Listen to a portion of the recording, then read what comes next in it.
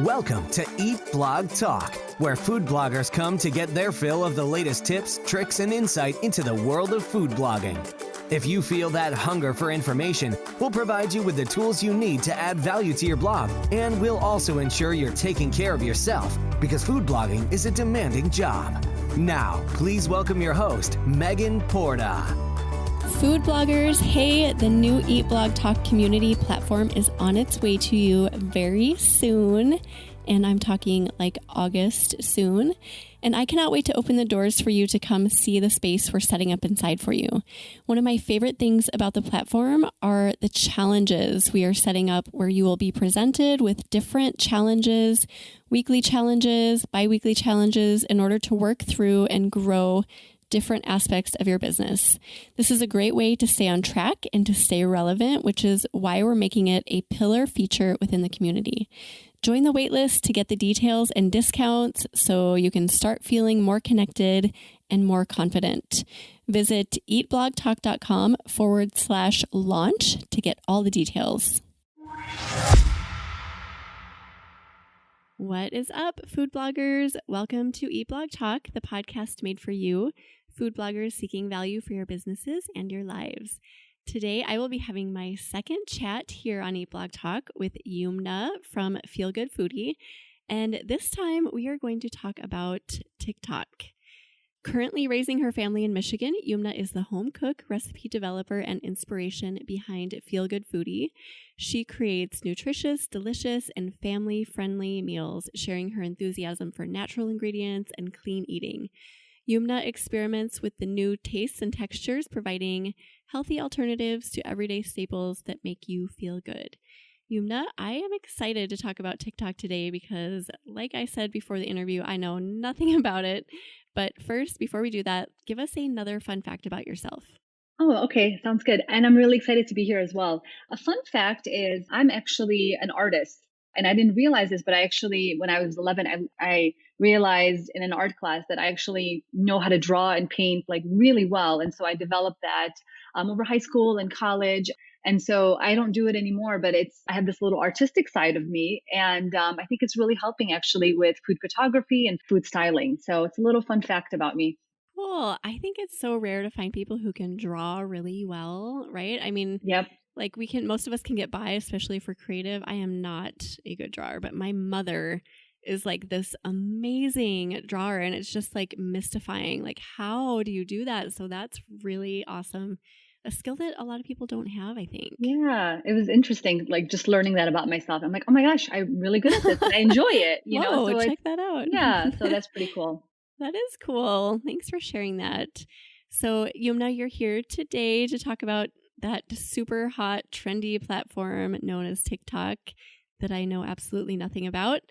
And I swear everything I ask you about in this interview will truly be something I'm curious about, because it's just like something I have not dove into yet. So let's just start by talking about it. Do you think that food bloggers should be on TikTok? And if so, can you kind of tell us why you think that? Yes, absolutely. So when I first started on TikTok, I didn't think food bloggers should be on TikTok. And when some food bloggers saw me on there, I said, well, I'm just really having fun. I don't even know that this is going anywhere. I don't think that this is going to be a viable platform or something that will be relevant in the next year. And over the next 6 to 7 months, my thinking on that has completely changed. And I truly believe now that food bloggers should be on TikTok. And here's why I think so. So first of all, it's still a pretty young platform. So this is a really good time to capitalize on that awareness and that reach that it's relatively early to do so. So it's a really good time to do it because there's so much attention there. And it's such a great way to have a big amount of reach, even if you have no page views, even if you have no followers whatsoever. There's still a potential for a video to go viral and to get a huge amount of reach with any kind of video. So the cool thing about it is, unlike something like Snapchat, for example, when Snapchat came out, the way you grew an audience is by referring your people from Instagram, for example, to Snapchat. So you would share your code or you would share your ID from Instagram and have people head over to Snapchat. With TikTok, it's very different. The discovery all happens right within the app. So you're not sending people from Instagram to your blog or Instagram to Snapchat or anything like that. It's really all just happening within the app. And that's the best way for it to happen too. So this opportunity to grow organically without the help of any other platform, without even need to be big or viable on any other platform, I think makes it really important for food bloggers to get on there and just get their exposure out there. And the last reason is it doesn't really matter what your niche is. So on there, my sister's a dentist, for example, and she's creating videos. I have a friend who does fitness who's on there. There's dancers, there's bloggers, there's doctors on there. And so the cool thing about it is it doesn't matter what your niche is. People are interested in, watching all kinds of videos on there. You don't just have to be a dancer. You don't just have to be a singer. So can you kind of talk about like how the platform works and how it's laid out? Because I've heard about it, and my nieces were over for Father's Day and they were on it, and I get word of it. I hear about the hype and everything, but I don't know what it's like. So can you kind of talk me through that?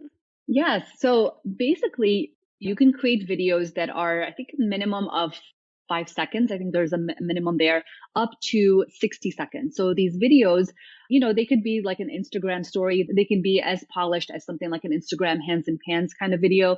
It could really be whatever you want. So to make it more creative, you could do voiceovers with those videos. You can add music to those videos. You can react to other people's videos by sharing two videos at the same time.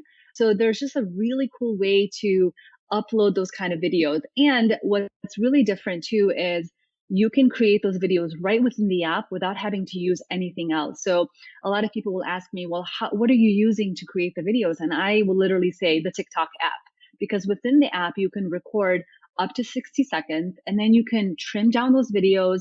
You can, the snippets of the videos, you can speed up some portions. You can put music over it. There's such a way to get creative in there. There's even a way to put special effects in there. So if you want to transition from one scene to another, there's a way to do that. And every month, TikTok is releasing new special effects and new ways to have fun with it.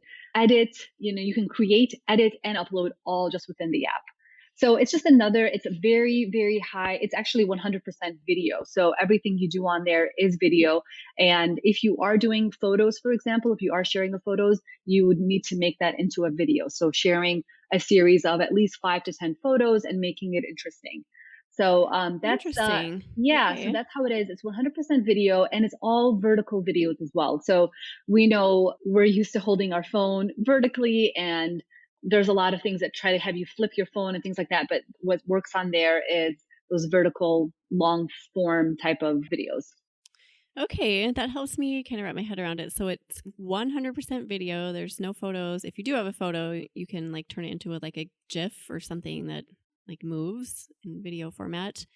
So is this something that you foresee replacing Instagram, or are they totally different? I don't think it's going to replace Instagram. I do think it's going to be highly competitive to Instagram because it's just another way to interact. So with Instagram, it's highly curated. It's very beautiful. You get on there, there's so much aesthetics. You go to somebody's account and you can automatically see what they're about, the color palette, who they are, and you just get this vibe of who they are. So a lot of it is with Instagram, you're absorbing content based on who you follow. And I don't think people are really using the discover pages like they used to. With TikTok, for example, because it's so new, so much about it is the discoverability of content. Like you don't know who's on there. And most of the content that's absorbed on TikTok is absorbed through the For You page. So you're not even looking at people's profiles. You don't even know who you're watching. You're just kind of scrolling around and you're discovering these really entertaining content, and they're less curated. They're less professional looking. They're less polished, and they're just more real, entertaining, and fast-paced. It's so interesting. You think that there can't possibly be another type of platform that comes out. What could possibly be, going beyond the scope of Instagram and Facebook and everything that we experience now. So it's so interesting to me that somebody created a totally unique platform that people are just loving. And from what I hear, it's just being enjoyed by all different age groups too. What is the prime demographic for TikTok users? Well, yeah. And before I answer that too, kind of going along with competing with Instagram. You have people like Gary Vaynerchuk, for example, who is very well known in social media influencing. And he is saying that TikTok is really going to give Instagram a run for its money. And Gary is in his 40s, I think. So you have people that are all kinds of different ages that are using it and promoting it and loving it. So now TikTok used to be Musically is what it originally started at. So the audience was super, super, super young. We're talking like 9 to 14 for the most part. But what happened, but I think what happens with any platform, like Instagram was like that too when it first started. I remember Facebook, you could only be on Facebook if you had a college email, and I remember first getting on Facebook in 2000 because I had a .edu when I graduated, not 2004. Yeah, 2003, 2004. So as an alumni, I had a .edu address, so I was able to get a Facebook account. So it was super young. It was only college kids who can get Facebook. And Instagram kind of started the same way too, where it's a lot of the young people who are like, oh man, my mom is on Facebook now. I'm going on Instagram. And so now it's happening with TikTok as well. It's super young. There is a very young audience on there, but as it grows in users, as it grows in popularity, you're seeing that audience really grow. And I think a huge shift happened during the whole coronavirus quarantine because all of a sudden, March, April, May, some people were losing their jobs. Most people were staying home or working from home, had extra time on their hands. And people just kind of started seeing all these videos floating around. And I had TikTok videos being sent to me by my father-in-law, by my grandma in Lebanon. Funny. The people were sending me TikTok videos that were becoming mainstream. Even TikTok videos are being shared on the news. So all of a sudden, you get these links, you click on the video that someone's sending you, and then you get stuck on the app for hours, just, watching all of these videos. And so, so what ended up happening is that user base ended up getting a little bit by little older. And there was a whole thing about, oh, I'm a millennial or I'm too old to be on TikTok, but look at me, I'm having fun. And before you knew it, that demographic is definitely getting older. It's not just for, young not elementary, like middle school age kids. Yeah. So you mentioned like passing around videos. So you can take a video from within the platform and send it to someone, or how does that work? Yeah, so it's the whole shareability of a video. So when you get something, you can save a video, you can save it right onto your phone. You can save it as a favorite, kind of like a compilation within the app that you can refer to at a later time. Or you can also copy the link and then save it that way. So that's what I do sometimes. If I find something super funny, if I want to send it to my mom, I'll just copy the link and anyone can see that. So you don't need an account. You can just click on the link and watch it. But when you click on the link, you can easily start to just scroll around. And so it's just a smart way to be able to access it and see things. And what I do when I watch is when I'm absorbing content and watching different things, I'll save some of my favorite ones to show my kids because my kids are still younger. So I don't want them on the app. But if I find something super funny that's age appropriate, I'll just save it as a favorite and I'll share it with my kids later on. Oh, that's really cool that you can do that. So you don't have to stay within the app. And then is it mostly mobile phone based or is it like desktop too?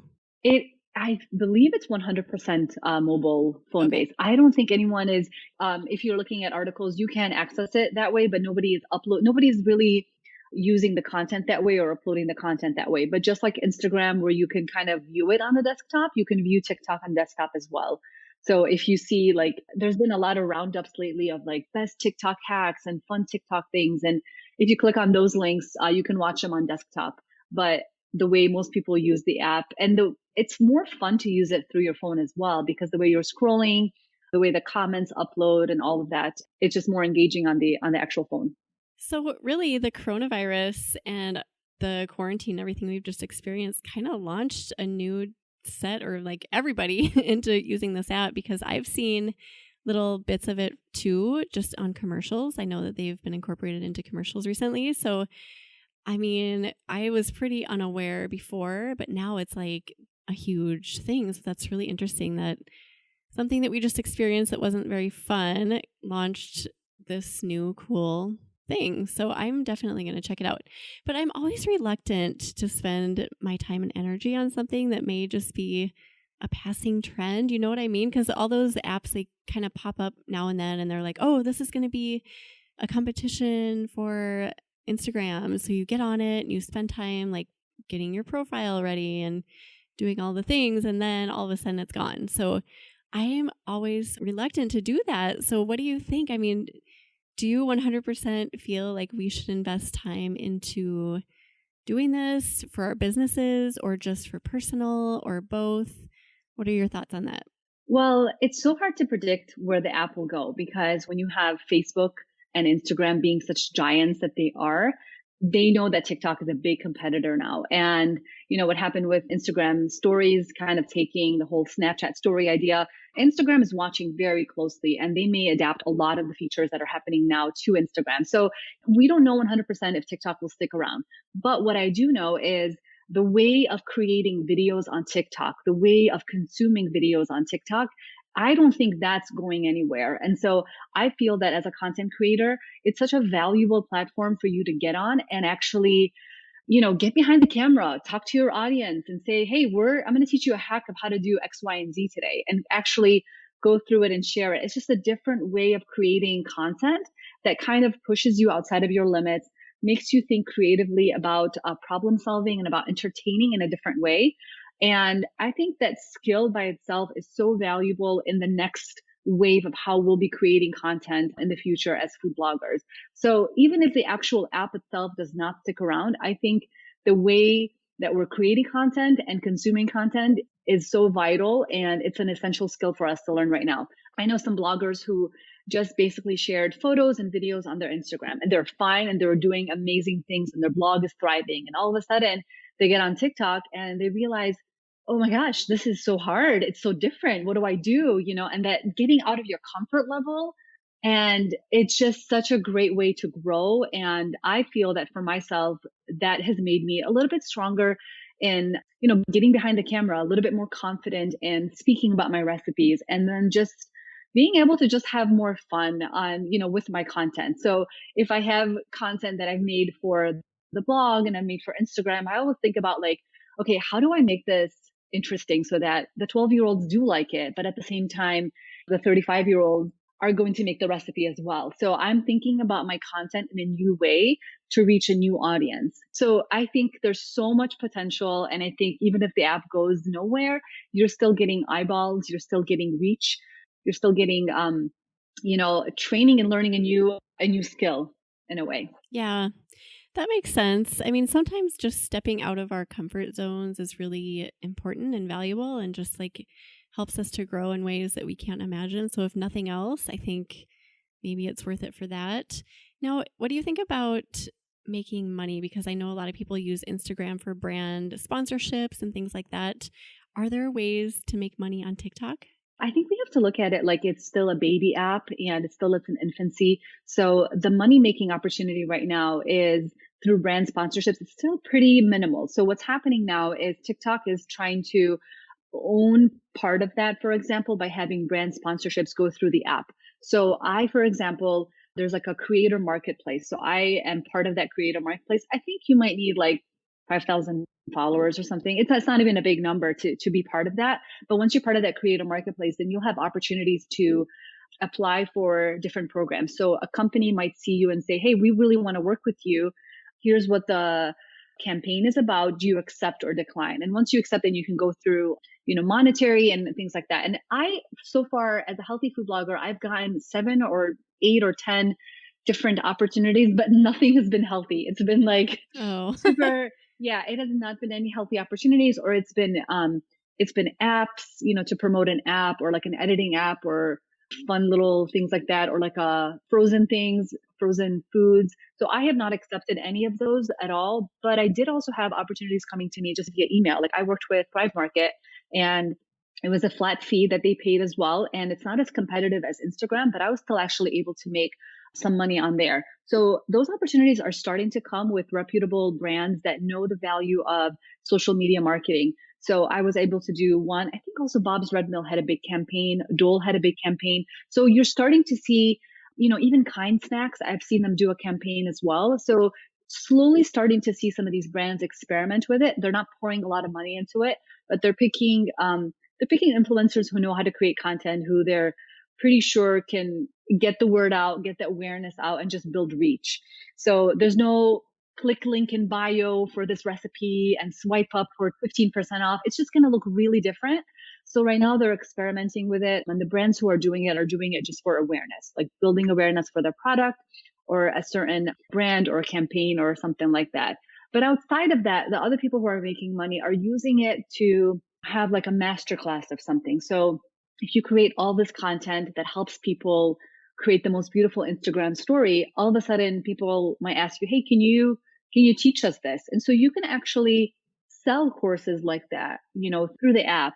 So I've seen people doing things like that as well. Like there is somebody who is, and some people are doing, they're teaching TikTok master classes. So sign up, and for $50 or $100 or whatever, you get to be part of this course, or you get to have one-on-one masterclass for more money. So there are things like that as well, where it's a more personal way to sell a service that you already have. People are selling ebooks on there as well, because there's so many eyeballs on your account, and it's just an opportunity to sell something you already sell. So it's really interesting. I, for example, didn't make money for a long time, and I think the only opportunity was that one that I mentioned. But it was just cool just to have a case study, just to see how things work. Yeah. What can I say? What's pushing it too much? You don't want to be too salesy. You still want to have Yeah. fun with it. But there's so many different opportunities to make money. There's also something that some creators are doing, kind of like YouTube, where your fans can like chip in and pay you like with coins. So the more they Hmm. watch, yeah, and then you can kind of like take that and translate it into actual cash. So there's things like that where, there's not a lot of people doing that, but some people are experimenting with that. So it's still, TikTok is just in infancy. They're trying to figure out how to monetize as well. They're doing some ads, but not too much. But that is definitely going to change, just like Instagram has grown, and it's a really big platform now for monetizing your content. Yeah. Yeah, it is in its infancy stages. So I'm sure there's a lot of attention on it, and brands are probably like, okay, well, people are here. So how do we make the most of that? So it's like everyone's kind of trying to figure out how to best utilize it and maximize exposure and all of that. But I think it's really interesting that people are using it to sell products and courses. That's so different from It anything. really When you said that, I kind of was like mind blowing, like, what? That's crazy. But I'm like trying to create an account as I talk to you. 'Cause I'm like so curious now. Yeah, it's really, really interesting.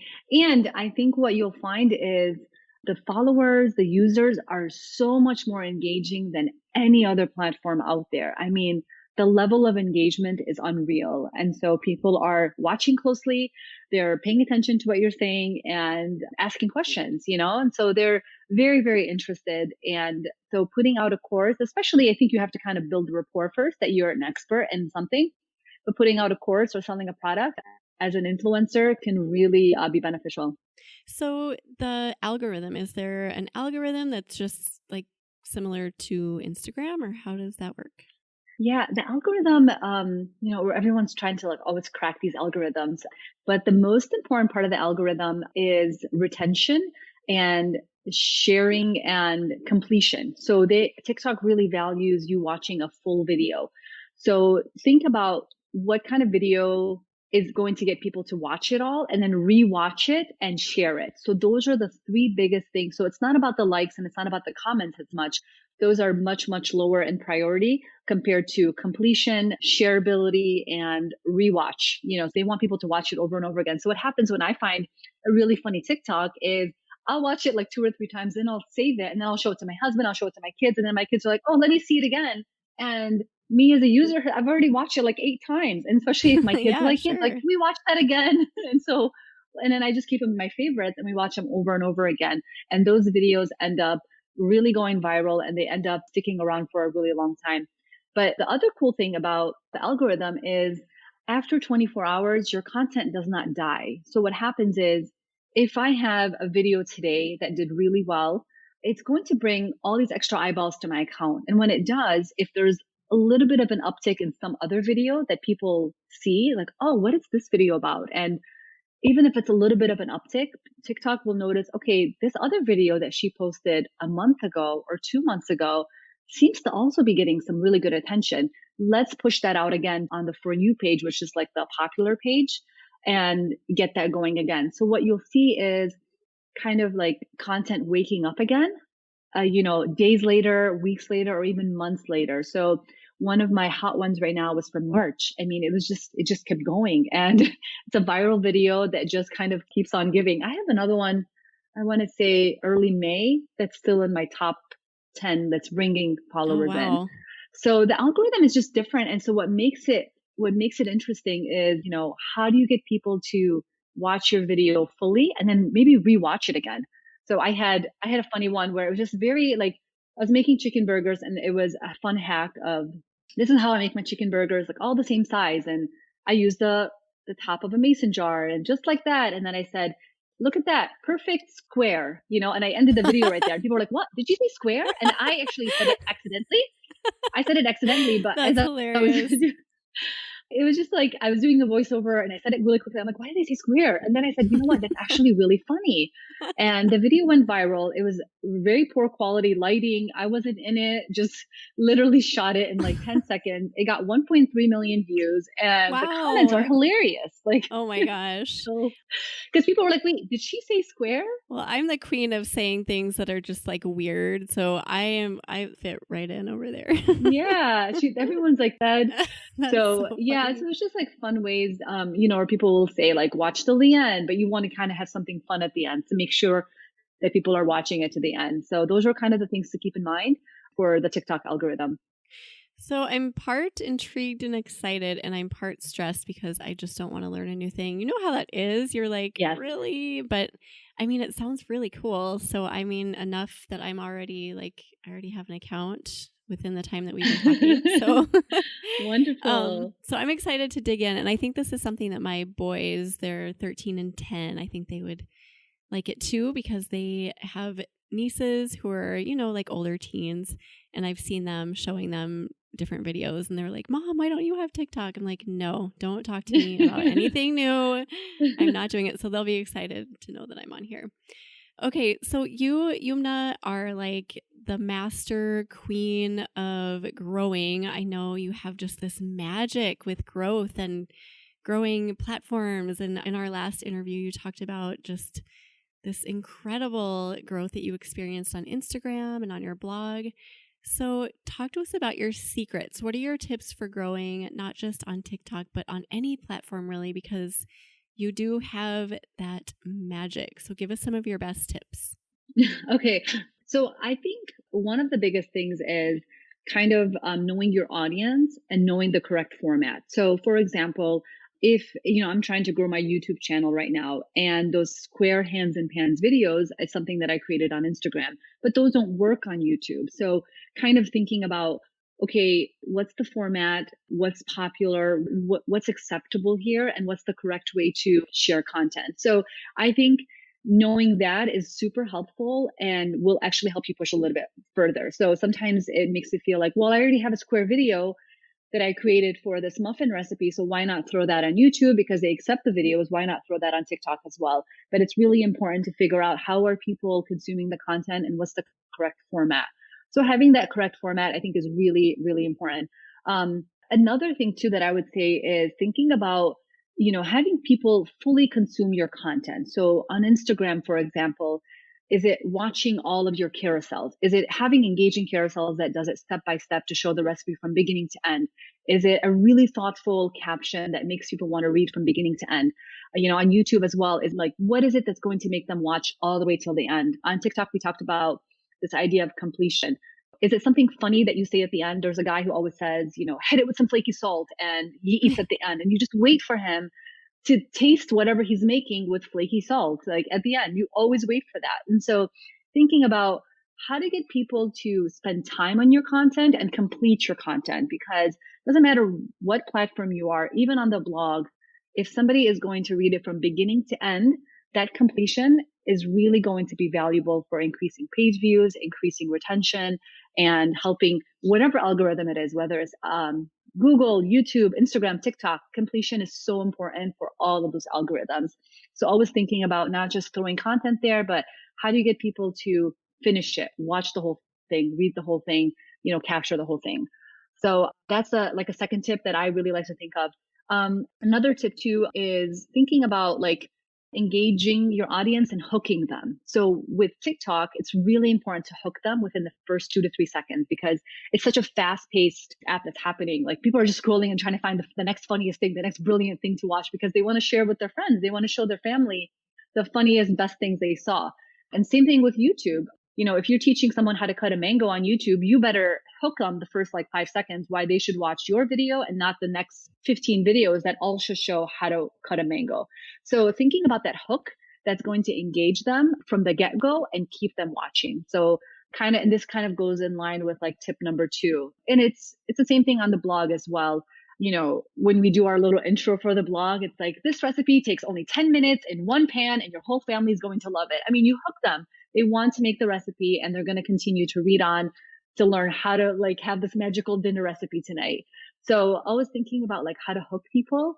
My last tip would be try to be you as much as possible. There's just like on TikTok, on YouTube, there's so many amazing personalities. I have watched the cutest people, the strong personalities, like aggressive chefs, cute chefs, like just very, very interesting people. And I'm like, oh my gosh, they have this it factor about them that's amazing. And I watch other people, I'm like, oh my gosh, I just want to be her. She's so sweet. And I look at another chef and I'm like, man, he's so confident in his knife skills. I just want to be like him.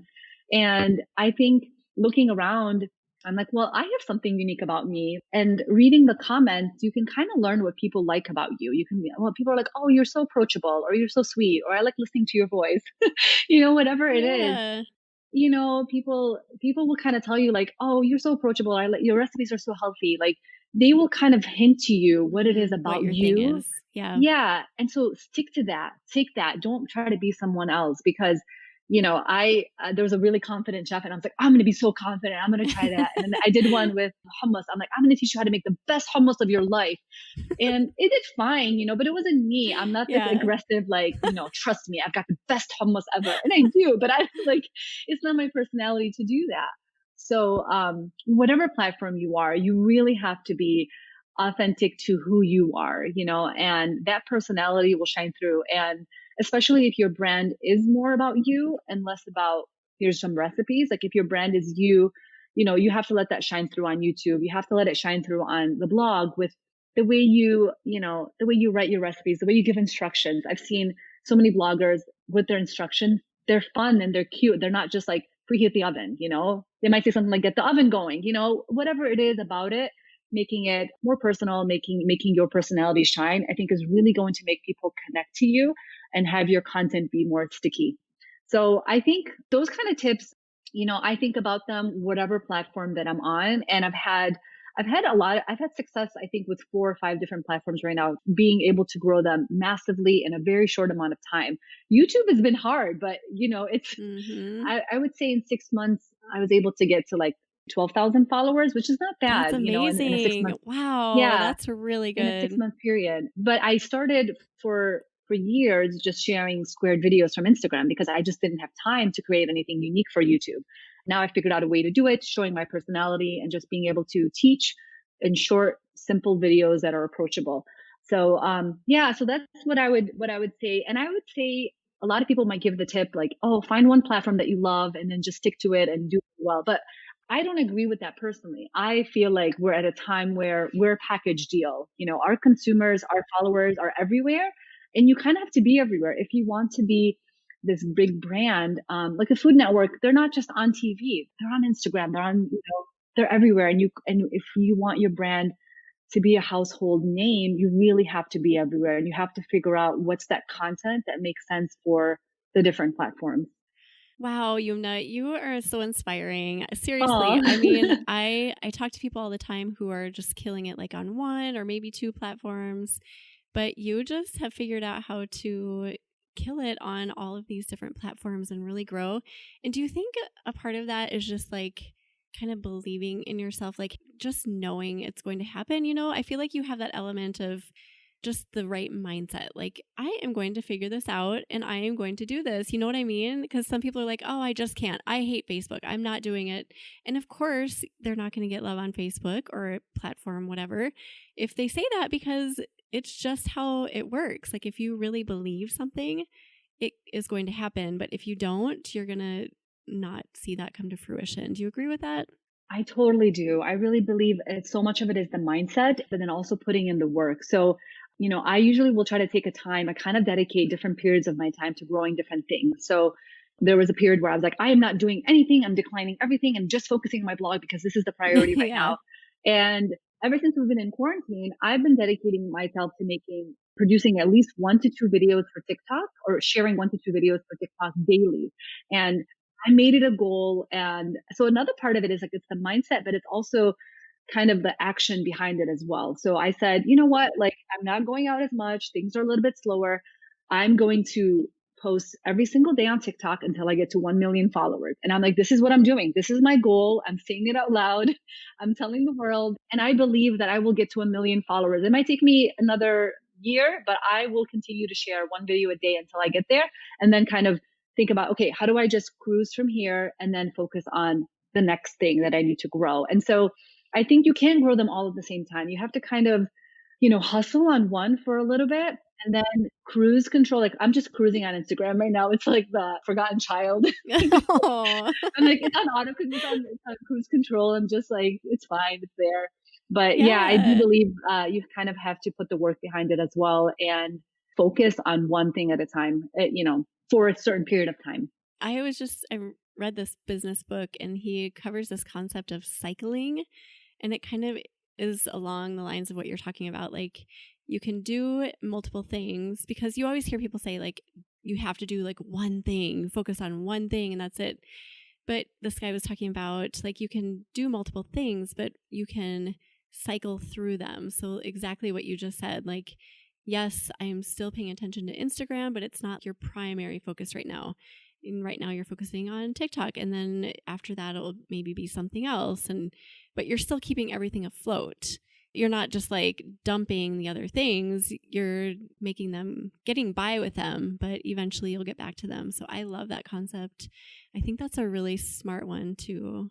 And I think also as food bloggers, we eventually figure out that we need help with whatever we're creating. So when I first started, for example, I was making my own videos and a lot of people will start to try that. So I did it for 3 years, and it just a week ago, finally, I decided to let that go. You know what I mean? And so eventually what happens is you do it for a long time, you learn it, you get really good at it, and then you figure out how to teach it to somebody else to do it. So if one day TikTok changes and I can hire someone to film for me or do, you know what I mean? You teach someone else to do it to lessen your load. Same thing with the blog. A lot of us start by, whether it's photography, whether it's the writing, whether it's the SEO, we do all of that ourselves. We learn it, we get good at it, we grow, and then we figure out how to outsource it, how to give it to someone else, and how to teach them to kind of take on the role that we did so that those things can still continue to grow, continue to do really well, but they're not the primary focus of what's taking up your brain, because we're constantly changing, we're constantly growing, and there's so much in our industry, like we can't keep up. You know what I mean? I It's know. like we're all trying to do video, and it's like, oh no, now you got to do this. Oh no, now I there's know. TikTok. Oh no, now there's, you know what I mean? It's so much, and you just have to figure out when to transition and when to outsource as much as possible. So, what should we not be doing when we start our account? Because I told you I just started an account. Are there any rookie mistakes that I should be avoiding? Tell me what you know.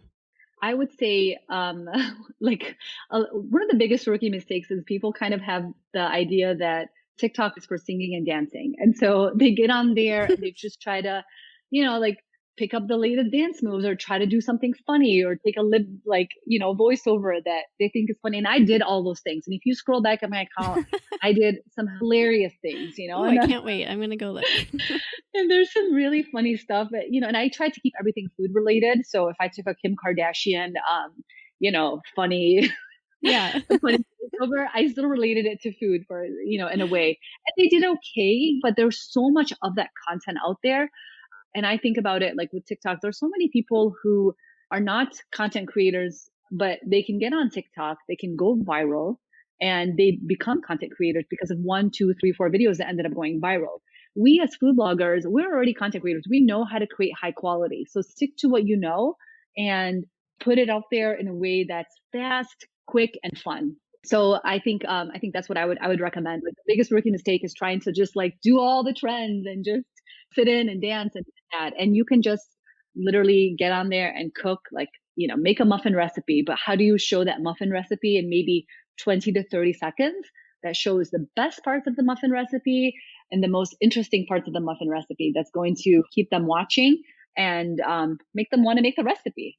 So I think stay in your niche if you can, but also keep in mind that like you are a niche. So if your brand, Feel Good Foodie is my brand, for example, if kids are part of my brand, it's okay to show them, but stick to food, for example, but show them in a way of helping set the table or whatever it might be. Yeah. So, yeah, I think that's one of the biggest, I think, rookie mistakes is, but at the same time, don't be so consumed in just sharing things that like sharing your own stuff. Also watch what other people are doing, watch the trends, check out the For You page, see what people are trying, and if there's a big trend going on right now for, summer grilling, get on that summer grilling, even if it's not summer grilling, maybe it's just summer hacks. How can you take that tip, that trending hashtag about summer hacks and make it related to food, for example?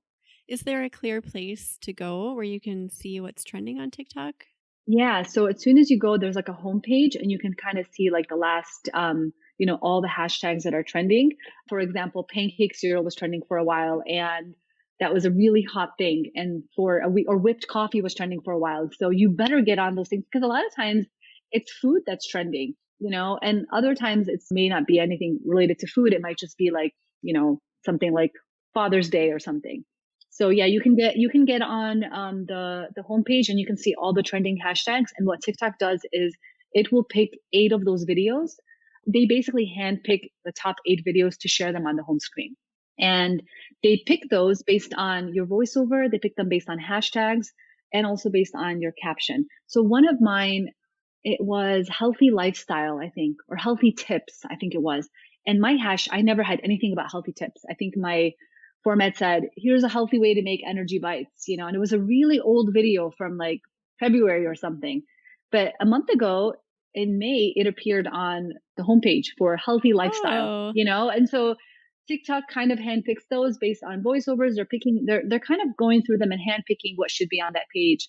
And so it's really cool. And you just never know what's going to be on there. So look at those, try to figure out if you can do them. There's some crazy trends that, people will do and you can try to put a spin on them, but you don't have to try too hard because literally billions of people or however many it is are trying all of those different other things. So it makes it harder sometimes to pop if it's a really big trending hashtag, but trying to see what other people are doing and putting a spin on it it's fun because it keeps you relevant. It keeps you young and interesting. And it just gives you new ways of creating things like, how can I make this interesting? I shared a really boring Lebanese recipe, but then I shared a gadget that I used to make it and it trended, So cool. So it's all about like how you put a spin on it, and how you choose to share that. I shared one Arabic recipe and it was like, is this good or gross? And so it was just like, because I thought it looked kind of gross, but it's just a like popular recipe. And it turns out Lizzo saw the recipe on the For You page and made my recipe. Whoa. And and it was just like this moment where I'm like, Lizzo is making my recipe. And she's like, it's like an Arabic potato salad. And she said, today I'm trying Feel Good Foodie's potato salad thingy. Because it's not even on my blog. It's literally not even a recipe on my blog. It was just something I was making for my family. It's kind of like an Arabic take on potato salad, but it's just so interesting. So she took something that was trending because the video trended because of my caption of saying, is this good or gross? And all these people were weighing in like, you need pickles. Oh, this is great. And then she saw it and she, she made it. So, so it's just really interesting. So profile or like bios in your profile, is that similar to Instagram, do you think? Should we be, because I think we're mostly professional on Instagram. Like this is the kind of food I focus on. Is it kind of the same thing on TikTok? Yes, it is, but you can have a little bit more fun with it, So everyone on TikTok is always saying like, you're the CEO of healthy recipes or you're the CEO of like curly hair. They will basically call you the CEO of something. So you can have fun with that. Because I always say in my videos like, oh, mix until it feels good. And so people are like, the CEO of feels good, So you can kind of have fun with that and use their words to describe your content. But I think it's very important to say who you are, what you do, and not assume that people know that you're a food blogger. So you can I share healthy recipes that, make you feel good or whatever it is. And also you can definitely have a link to your website on there, and you can have fun with your picture. Like you can put basically a GIF. You can make a video into a GIF for your video, for your profile picture, Oh, okay. which makes it fun. Yeah. Yeah. Oh, that's so cool. You've just opened up a new world for me to explore. So we're leaving for vacation in a couple days, and I have a feeling this is all I'm going to be doing. Yeah, think about when you're on vacation, like how can you show that breakfast buffet that you're having and, or you're at the beach and what are the 4 snacks that you're having at the beach throughout the day, or Monday, Tuesday, Wednesday, Thursday, like what are the 3 snacks you're having?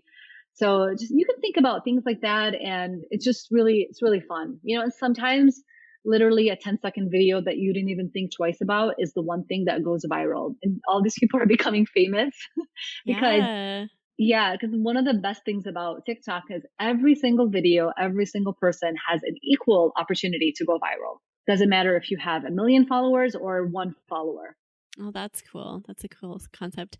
Well, I happen to live with these 2 people who are just like so funny. My boys are like the funniest people in the world. So they themselves could go viral with just about everything they do. They make me laugh all the time.